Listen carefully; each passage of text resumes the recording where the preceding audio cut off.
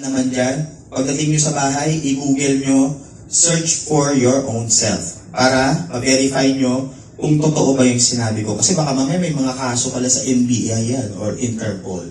So kayo na po yung mag-research.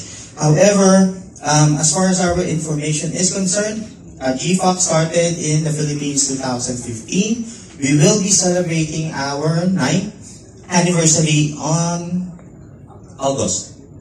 So if you do have the time at nasa Manila kayo, we will be glad to have you there para makita nyo gano'ng karami, gano'ng kalawak yung range. Nakakakita ko ng mga senior high school dito sa room.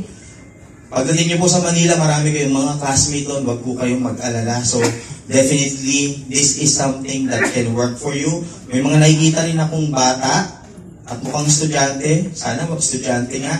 But pagdating nyo sa Manila, magugulat kayo sa kung gaano karaming bata at estudyante yung gumagawa ng business na to. So what am I saying?